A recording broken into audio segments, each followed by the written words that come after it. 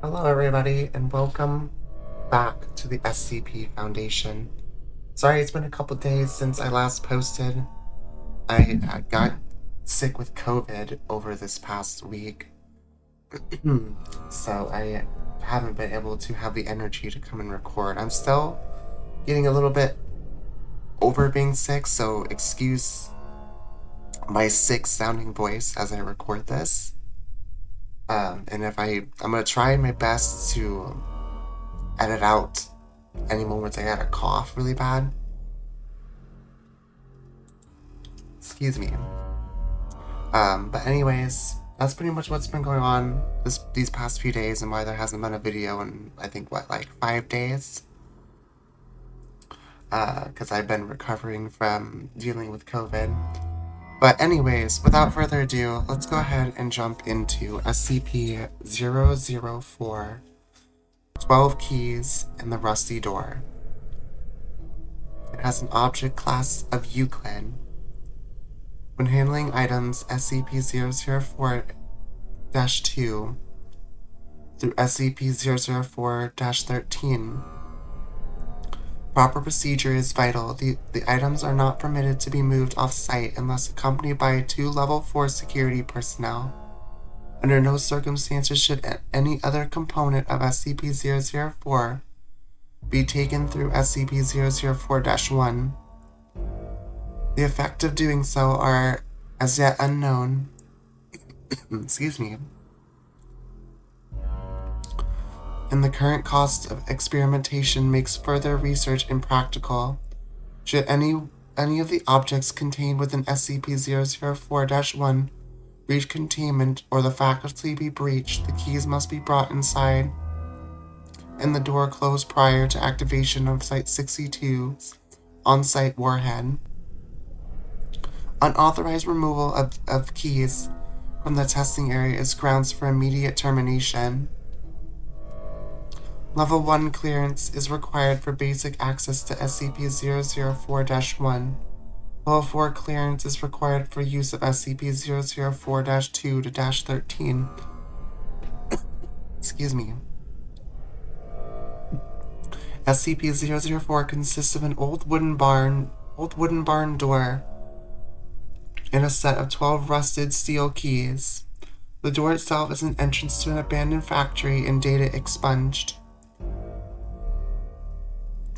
July 2nd, 1949, a group of 3 juveniles trespassing on federal property near Redacted find the door. According to their testimony, they found a set of rusted keys in an iron lockbox and determined what door the keys unlocked. The juveniles are taken into custody after they contact Sheriff Redacted when one of their friends goes missing. July 3rd, 1949, local authorities find the severed right hand of SCP-004-CAS-01, 8 kilometers from SCP-004-1. Other parts of SCP-004-CAS-01's body are found scattered as far as 32 kilometers from the factory. Undergoing interrogation, the apprehended juveniles tell authorities that upon opening the door with one of the keys, SCP-004-CAS-01 was torn into several pieces, each of which disappeared. At this point, the SCP Foundation... Excuse me, sorry, I had a cough really bad. The SCP Foundation takes over the investigation. SCP Agent Redacted obtains the keys from the local authorities to begin testing. Tests show that SCP-004-2 through 13 all fit into a single lock on the large barred door. Barred door. 12 D-Class personnel are assigned to test the effects of the door. One of the 12 subjects, each trying a different key to enter the room. Only 2 survive. Open the door with any keys except SCP-004-7 or SCP-004-12. Cause the test subject to be torn apart in multiple directions. However, no dismembered parts were found until later. At the time of writing, only 2 parts of each subject have been recovered, with the exception of subject using SCP-004-redacted, whose pieces were scattered in close proximity. The others have, for all intents and purposes, vanished from existence.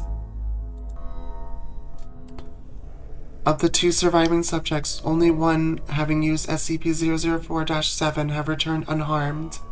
The other came back in a near catatonic state, able to only remove himself from the room and then collapse on the floor, and had to be restrained to prevent him from gouging out his eyes. The subject using SCP-004-7 said that he had entered a large room and possibly big for the size of the attached building. After his exit, SCP-004-1 was propped open, and an armed squad of Level 3 personnel entered. The size of the room was impossible to measure, and the door frame and the individuals in the room are the only part of the room that can be felt or illuminated. July 16th, 1949.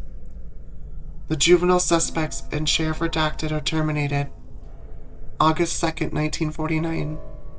Redacted is declared a hazardous area due to unexploded ordnance and fences erected in order to prevent civilian ingress. Tests to determine safety of exposure to environment behind SCP-004-1 began. December 1st, 1950. Space-time anomalies resulting from exposure to SCP-004 are confirmed. Testing is suspended until further notice. July 2nd, redacted. The unaccounted for remains of SCP-004-CAS-01 appear unexpectedly outside SCP-004-1. Despite being killed decades before, the remains of SCP-004-CAS-01 are not decomposed in any manner and are still warm to the touch. Blood remains uncoagulated. The remains are remanded for testing. July 4th, 19 redacted. The unaccounted for remains of one of the 12 original test subjects appear in similar manner to those of SCP-004-CAS-01. The remains have been designated SCP-004-CAS-02. Records suggest that both SCP-004-CAS-01 and 02 use SCP-004-redacted. March 21st, 1999. With the massive proliferation of nuclear weapons in World War III only redacted years away, construction has begun on site inside SCP-004-1. The site is to stock supplies for redacted person days.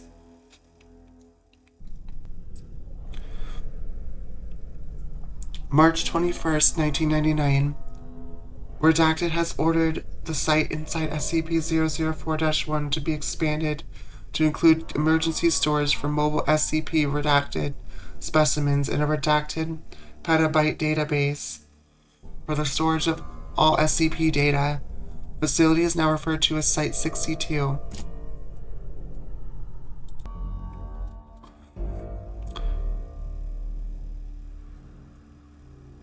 September 25th, 2000. Site 62 is operational. Labs and containment units are complete and can contain the most dangerous specimens. Backup of the SCP database has begun. January 25th, 2001. Due to the time anomalies, all personnel working at Site 62 are now required to reside on site permanently. Families of personnel are to be informed that loved ones perished in an industrial accident. Clone bodies have been prepared for funeral. August 14th, 2003. Massive power outage across northeast United States and throughout Canada due to the initial failure of multiple SCP generators. Site 62 was without power for 53 minutes. During sensing creatures and people, although no abnormal entities could be seen or felt. Selected facility personnel were allowed to read redacted and said the creatures sensed were of humanoid size, but otherwise similar to the massive green creature described. Space-time anomalies. SCP-004 seems to propagate spatiotemporal anomalies. Personnel leaving the facility report losing time. Those who have been in the site for weeks insist that they had only been in the facility for several days, and records of work completed and supplies consumed support their claims. Other temporal anomalies involve SCP-004-2 and 002 through 13. Excuse me. Especially the reappearance of SCP-004-CAS-02L1 and 02, exactly redacted years after using SCP-004-redacted. Redacted has been assigned to investigate all aspects of these time anomalies. Spatial anomalies include the impossibly large dimensions of the area opened by SCP-004-7. Similarly, the 2003 blackout incident suggests that there exists an alternate plane of existence with the same space that Site-62 occupies. Testing SCP-004 reveals that 10 of the keys open SCP-004-1 on a dimension where the laws of physics and topology are significantly different than those of our home dimension. Test subjects meeting these hostile conditions are torn apart, their body parts deposited in various locations, only 3 of which have been verified to be on Earth. Material deposited at 2 of these points appears immediately. Material deposited at the 3rd appears exactly redacted years into the future. The other 7 locations are currently unknown.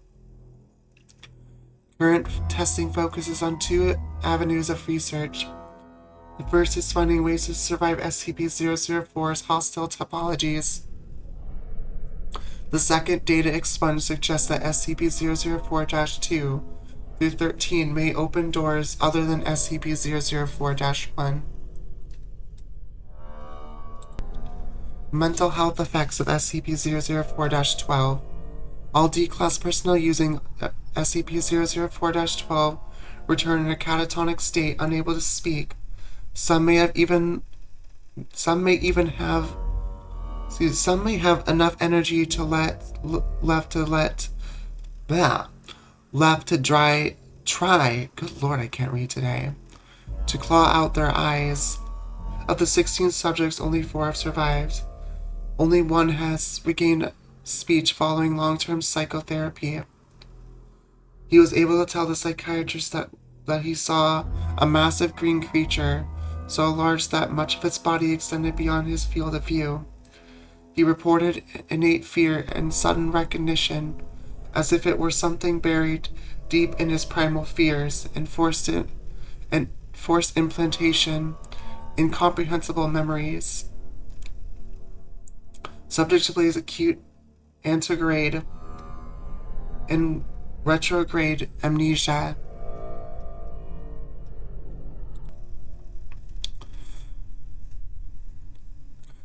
SCP-004-14, discovered on September 2nd, 1950.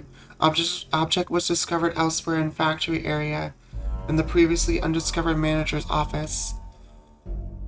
Object appears as a large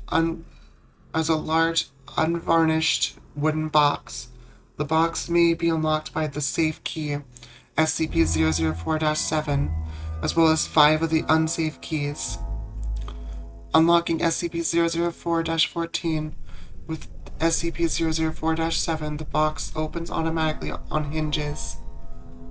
The volume of this space inside is precisely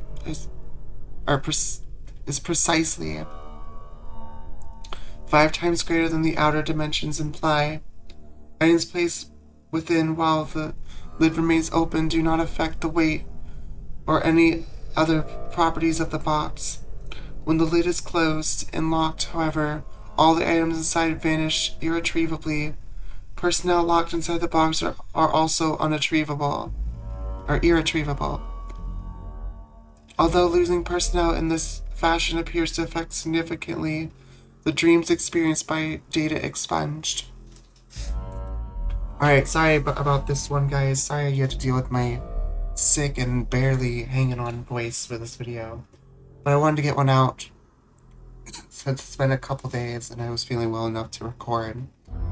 There probably won't be another video till I'm completely over this sickness, which hopefully will be in the next couple days. But yeah, that's pretty much what, that's pretty much all that's gonna be for me today. Thank you all so much for watching. Don't forget to like, comment, and drop a comment as well. Oh, I already said that. I'm losing my mind. Like, comment, and subscribe. Excuse me. And I will see you guys for SCP-005 in the next video. Take care.